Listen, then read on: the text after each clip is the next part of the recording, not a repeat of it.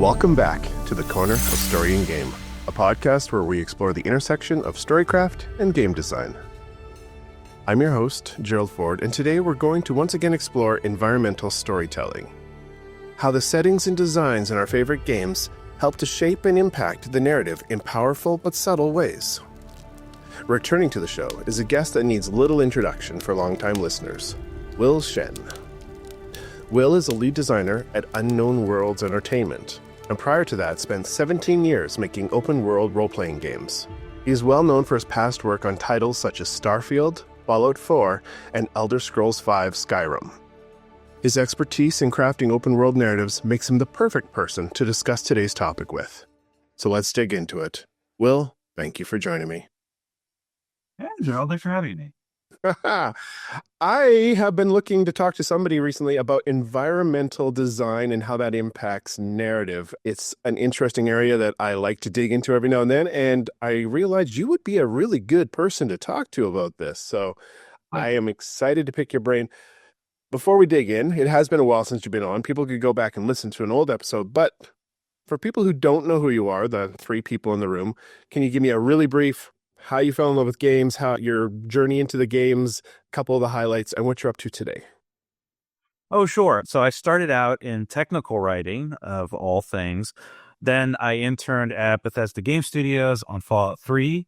I left after the internship and worked for Big Huge Games on what eventually became Kingdoms of Amalur. Then I went back to Bethesda to work on Skyrim, Fallout 4, Fallout 76. I worked my way up to the leadership for Starfield. Then I left to work in the leadership for a startup. And now I'm at Unknown Worlds Entertainment, the makers of Subnautica, as a lead designer there. Super excited about what we're up to. Wow, that was quick, but holy shit, like that was so much stuff, dude. You've had a hell of a career, dude. That's incredible. And there's so much more ahead. I love it. I can't wait to see what you do at Unknown Worlds. Subnautica's a blast, and yeah. I played through Subnautica and Subnautica Below Zero when I got the job again. I was like, I got to play both these again now. You know, it's so good. So good. Right on. Okay, well, let's dig into the topic of the day, environmental storytelling. So this is, in my opinion, one of the most compelling aspects of open world games. The things you can stumble across and discover that you can piece together a narrative, create your own narrative sometimes, just make stuff up. That experiencing a story without dialogue or cutscenes or any of that. So to set the stage, from your perspective, what makes it such a powerful tool? And how do you, knowing that, how do you approach, what's your general approach to how to use it? Oh, yeah, absolutely. So environmental storytelling, it really allows the player to engage the lore of the world by interacting with the game directly, even if you're just looking and moving around. So that's the basic definition. But if we pause there and think about it, the player is soaking up a ton of information by looking and moving through the space. If we're talking about like a 3D open world game, or even just a 3D game where you're moving through a room, you can hint at what the space is being used for, but also what it used to be used for. You can have layers of history in the space. You're running through an abandoned building in The Last of Us, for example, and you're going to have set dressing for the building and what it was used for, but then also set dressing for the enemies that are currently occupying the building, and hints at the time between. So ruins are, with lots of destroyed past and fallen debris, can add time itself as a character in the space, which is really cool. And when you're thinking about story for your quest or level, really take time to think about how you can infuse the story into the space. Who's here now? Who was here before? And who was here even before that? If you really know the space inside and out, you can transfer that to the player without even saying a single word. So it's very powerful. Something that occurred to me when we were talking about Disneyland earlier is, and it kind of raised a question in my mind, is the wireframe, like the structure of a level, like the actual, without all the dressings, the structure, is that part of environmental design? How we control space, movement, the time spent, how you can traverse the space? Is that part of environmental storytelling? I think so, absolutely. I think from a technical level, you'd probably say that's the domain of level design, but I would say environmental storytelling and level design are in the same space. The level designers are usually the ones doing the environmental storytelling along with like world artists or people who are doing like set dressing or clutter. There's a lot of different, the job has a lot of different titles, but essentially level design and environment art usually work very closely together, and both of them are contributing to that. So when you're building out your level, there's a pacing element. How much do we dole out? How many rooms are there? If we're telling like a three-part story of the space of, I don't know, maybe someone at the bottom of the level, someone's dead, and we're following their journey through like a blood trail or whatever, or the aftermath of whatever they were doing as you're sort of following them along, then the pacing there and what you're encountering matters. So I think it's all intertwined. Cool. It makes me think of a very common theme in Diablo of finding something, following blood trails and crime scenes, and then you discover the thing at the end or the boss usually. Like that's makes sense. Makes very good sense. How do There's an you archaeological or kind of forensic aspect to environmental storytelling. That's part of the fun. It's the CSI component of it, or the sort of adventure aspect of it. Oh, we're gonna dig up the dinosaur bones. That's what environmental storytelling can do. and it's a way to, I guess, further engage the player because now they're actively unearthing the story as opposed to just passively receiving a story. Right, exactly. And they're in control. That's the other big thing, because that's part of the power of video games. They can choose to look at all the nooks and corners and crannies. Like I've been playing a lot of Return of the Obra Dinn again recently. I played through the whole thing, and even though obviously that's about deduction and figuring out what happened to the ship, you're choosing to look at every corner. What does this person have a tattoo? Is there an identifying hat, that they're wearing that I can tell later on in the game that's that person, so I can figure out their role and how they died and all the other things the game is asking you to do. Even though it's telling you that's what you need to do, you have the freedom to go about it your way. That's a lot of power. Yeah. And that power pulls them in. But is there ways to use environmental storytelling to have more of an emotional impact, to really hit story beats, to ensure that the story means something through environmental tells or pieces? Yeah, absolutely. I mean, I think that part of environmental storytelling, what it can really give you is the tension of ambiguity. Again, it's that archaeological or forensic piece where you have the clues in front of you as to what happened, but you don't necessarily have all the clues to piece it together. And so that's where the tension is, regardless of what the emotion is. The most obvious one is the murder room, where you're like, oh man, what happened here? There's a huge trail of blood. Oh, is that person dead? Are they still alive? Are they going to be am I going to find them at the end of this? What shape are they going to be in? There's all these uncomfortable questions that are left open so that you never quite know what it's going to be. And sometimes the best environmental storytelling doesn't give you any answers, where you're just sort of left to think about what happened, because you see all these clues and you can see the possibilities of what could have happened, but you're not sure. And that lingering question that stays with you after the game is over is really where storytelling kind of comes alive. Anytime you can get players to think about your story when they're not engaging with your medium, that's when you know you really have something. I love that. That's clever. That's good. I love picking your brain, dude. You're so smart. When I'm working on pet project game stuff, there's a touchstone moment that I think of a lot that I try and recreate. I want someday to somehow recreate. And that's, if you've ever seen the movie Crow, and if you haven't, then I guess this isn't going to work, but I assume everybody has at this point. The original. Very iconic movie. Yeah, yeah. There's a moment when he walks into the old church and he pushes open the doors and there's a sudden reveal and the crow flies over his shoulder. That's an emotional moment in the film. That's a point of turning. It's like you're supposed to feel goosebumps at that moment. And that's narrative, that's build up, that's acting, that's music, that's all that. But it's also environmental design. There's a control of the lighting there. There's a control of the movement of the doors. There's a control of the animated bird. In games, aside from the environmental storytelling we do with things along the way and things you discover and unearthing things, as you say, can we use environmental design to hammer home points? Can it become a layer on top of narrative and audio and gameplay build up to a point? Is it part of that sandwich? Ooh, like sandwiches. No sandwich, yes. I mean, you mentioned the lighting, and I think that's a huge part of it. I work with an art colleague who kind of kept pressing to me, well, it's all about lighting. Lighting's everything. But that's very true. The lighting really matters. It can set the stage for a lot of ways, right? You're talking about the door opening, the lights pouring in. That's part of the big moment there. It's the same thing with horror games. You use light. Where is the darkness? How far forward can you see? It's important to both be able to see something, and then there's ambiguity, and then there's darkness. There's a rising tension just following the eye line. And that's all a big part of it. So yeah, 100% lighting, even the color palette of the room, it all matters. Love it. That's clever.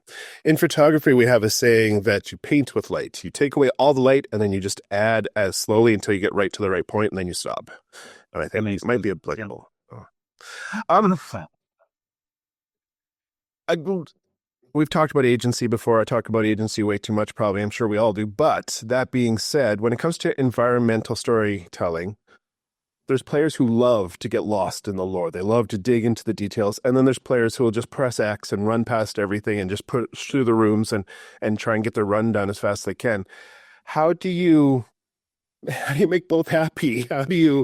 Where's the sweet spot? Or do you even try? I don't know. Well, I think it's really important to understand what your gameplay loops are and where you anticipate your players to be in flow state. In a lot of open world games, it's about moving through the world. Yes, sometimes there's combat or mini games, but it's mainly about running through the space and the freedom of being able to traverse the space.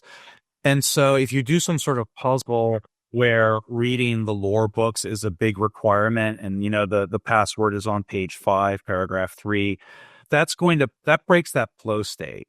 Versus like a point and click adventure game, that's probably perfect because the gameplay loops there are thinking and deducing and taking in all the environmental clues and hints to figure out where the key is.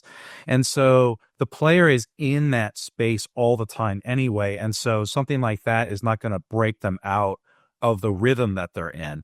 So it's all really about marrying, the gameplay loops and core flow with the kind of story you're telling to understand the experience you're going for.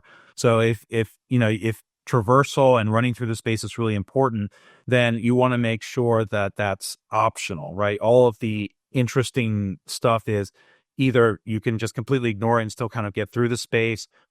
But, in a lot of these big games, you also want the audience that wants to look at every nook and cranny and explore the whole part, but you just can't present them any locked doors because someone just might just be gunning through it. So it just depends. And that's only if you're trying to do both things, right? Like you can, like I said, Return of the Obra Dinn, that's a nook and cranny game. It's not about running through the Obra Dinn. It's about, I'm going to look at every floorboard, every nail. There's a clue here somewhere. And so it can just focus on that because that's all that the game's core loop is asking of you. That makes total sense. And it makes games like Hades, where the gameplay loop is fast and frantic, and they still somehow throw in environmental storytelling. That makes it all that much more impressive. Oh, it's so good. I think part of it is the very smart way in which the lore is delivered through the boons, because the boons are a big moment. You're getting a new ability and you need to think about which one you want. So it's this really like satisfying reward for progressing through the level, and you need that downbeat. So they have the space to give you a little bit of lore from a key character. And it's the same thing with the hub. I've just done a run. I need to sort of psych myself up to do another run. And so having that space where there's no combat, you're just exploring the area, getting familiar with these characters. It feels like you're coming home before you go out and have the adventure again. That's where they have a lot of the lore and environmental time because you have the space and the time to sit there and soak it all in. That's really smart. I hadn't thought of that they had dialed it in so that you get the heaviest pieces of storytelling in the gameplay where you're slowed down. And then when you're running through doing, there's still setting that is like atmospheric and tells a bit of the story, but it's not like the same as when you stop and have to pick things or talk. You're a smart guy. You're a smart guy. Got some experience.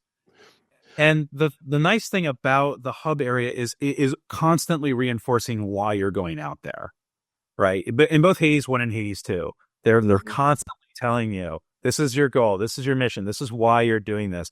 Because you need that reinforcement because you just had an action-packed run. Maybe you had bad luck. Maybe you're a little frustrated and you're in the headspace. Oh man, why am I doing this? I'm so tired now because like I was really engaged.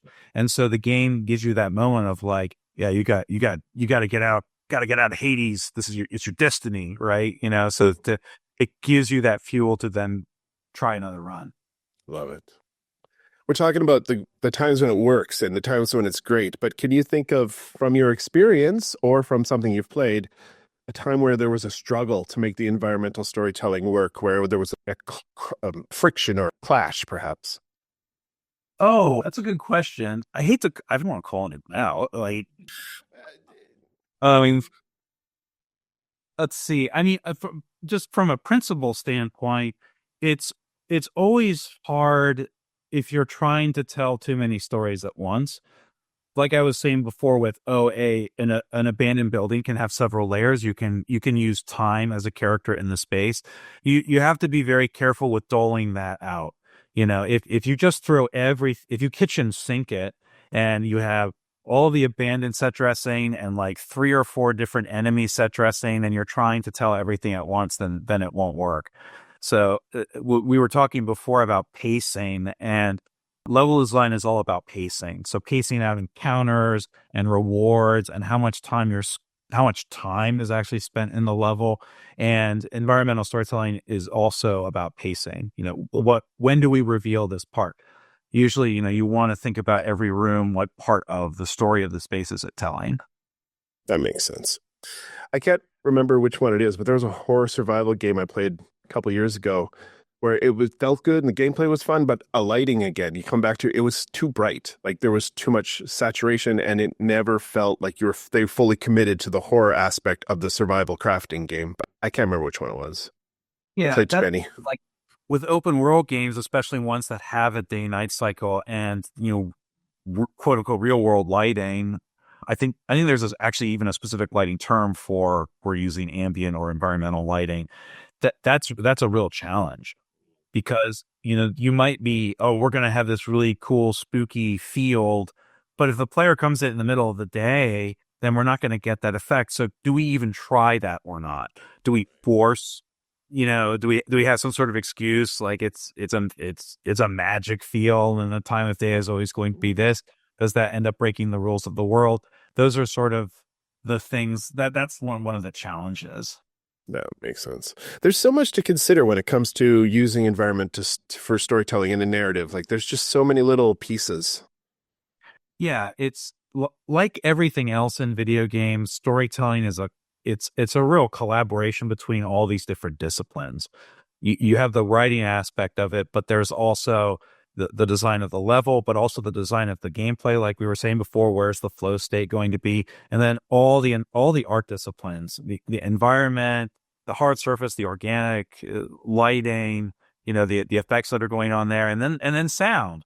Yeah, there's even the audio component, music. Oh, yeah. This huge ambient sound, the sound effects that are happening there that's one of the easiest routes into a lot of core emotions is just straight up music. Add the right score at the right time and you got it. Yeah. When I was a kid, the first horror game I encountered was the first Resident Evil, and just turning the audio off made it so much easier to play. It's so scary. Yeah, System Shock 2, and you just hear like the ka-thunk of the big mech robots on the other side of the door, and you're like, I'm not opening that door. I'm not opening that door. I don't care that I have to get to the other side, but I'm not opening that door. You gotta give me a minute. Brilliant. All right, well, let's bring the core topic to an end here. Let's tie it all together. I guess for game writers, level designers, quest designers, narrative designers out there, in your opinion, In your experience, what is the lesson that you would share with them about environmental storytelling? What's something you've learned that changes how you approach this? Oh, I think the big thing is don't be afraid to have fun with your audience. You don't get to interact with your audience directly in the game, but they do get to interact with your work. So don't be afraid to do things like ask uncomfortable, ambiguous questions in your environmental storytelling. Don't be afraid to let them figure it out. And that's the way that you're sort of participating with them because it's ultimately a participatory media. They're interacting with it. And let's see, there's a great Darkest Dungeon quote. Like, curious is the trap maker's art because his efficacy is unwitnessed by his own eyes, which is an amazing quote. But essentially what that's saying is you won't know that all of your little ambiguity tricks in the environmental storytelling will work or not. But the fact that it's there is sort of a representation of your willingness to play with your audience. And that's part of the fun. So I would say, think about that. I'm going to print that quote off and put it on the back of my DM screen, and my players are going to hate you for suggesting it. That's great. It's great. There's so many great quotes from that game. I got to go play it again. Well, that's the core topic. That's what I really wanted to pick your brain over. I've asked you my philosophical question a couple times now. So let's dig a little deeper into that area. I'm curious, in your experience, what is the magic specific to storytelling in video games? What makes this medium special compared to all the other ways we can tell stories and engage games? I think one of the ways in which video games are special is that your audience can have their own arc in the medium, which is very interesting because when you pick up a new game, you start as a novice. You haven't played the game before. You haven't learned its rules. Eventually, you learn the rules. You encounter challenges and setbacks as you learn and master the rules. And eventually, you master it and complete the game, the story, everything. And a game itself can obviously have character arcs and plot arcs in the same way that books and films do. But a video game can have a player arc. The audience itself can have an arc, and that is an expected common thing in playing a game, and that's very interesting. Kind of a follow-up, and this might get way too philosophical and go down a deep hole we don't want to explore, but with that being said, are game devs actually storytellers, or are they story crafters, story facilitators? Because without a player, you don't have a story. I guess without a reader, a book doesn't have a story, but the player can change the story. They can, in their interaction with a game, helps create a completely different story for every player. So is a game dev actually a storyteller? Or I'm just kind of opening this weird box. I don't know. I think that's the metaphysical question that's sort of played game design forever. And Dungeons and Dragons and role-playing games are the most obvious version of this question. The game master who is crafting a narrative, but it's a participatory narrative with everyone who's playing with them. And there's the classic joke of I created this backstory for this town mayor, and then my players murder him right away. And that's also where the magic is.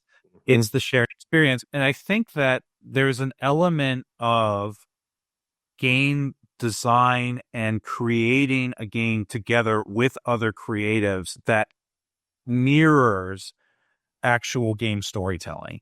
When you're making a game with fellow creative people, it's also a mess because everyone's bringing themselves into it. They're making things, they're bringing in different skill sets. That's the same thing that happens at the tabletop with, your Dungeons and Dragons group. Everyone's bringing their own experiences. They have different conflicting goals. They're doing certain things. Some people are there to act and perform, and some people are there for the number crunching, all these different goals. And those two things mirror each other. Game development is like group participation in a game. And so that closeness between audience experience and crafting experience is something very unique to this medium. It sounds like somebody needs to make TV shows like Mad Men or Suits about a game dev company and all the drama and the story that happens behind the scene. I know. I think it'd be pretty cool. I've heard Mythic Quest is good, but I have not seen it. Oh. But I've heard that is close. So I need to watch it one day and see. Yeah, me too now. Thanks. Put that on the heap.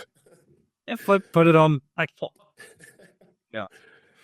Well, buddy, that's the core stuff. I guess I do like to open up a little space here. Is there anything you're working on? You want to promote anything that you got going on? You want to talk about any stuff that's happening, or where can people find you online to follow along? Oh, sure. I work at Unknown Worlds Entertainment. So check out that Subnautica 2 teaser, do the Steam wish listing, and I'll be at GDC in March talking about general world building skills. So you can check me out there. And I'm doing some stuff with the narrative department with the great Susan O'Connor, but I'll let her handle the messaging for that stuff. Right on. Well, I don't want to dig into it either, but I did get a chance to take part in your Game Design for Writers course that happened earlier this year, and it was fantastic. So if your people are considering, they should definitely check it out and follow along. That's it, man. I'm going to push you out into the cold. It's like minus 40 here in Canada, so it is actually cold. As you're heading out the door, do you have any final words of wisdom for us?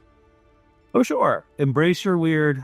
Don't be afraid of making a game that's too strange, but also equally don't be afraid of doing the work of digging into why you love it and then asking other people to love it too. And that's a wrap on another episode of the Corner of Story and Game. I want to once again say thank you to Will for sitting down and sharing your insights and wisdom. It's a pleasure every time, man. And thank you, dear listener, for taking your seat at the table. If you enjoyed today's discussion, please follow the podcast on your platform of choice. Leave a review, comment, like, whatever it is. And hey, come join us on the Discord channel. Season 3 is well underway, and we've had some incredible conversations so far, but there's lots more to come. Until next time, keep telling those stories, playing games, and creating worlds worth getting lost in. Stay safe, Wanderer. Your chair will be ready by the fire the next time you stop in at the Corner of Story and Game.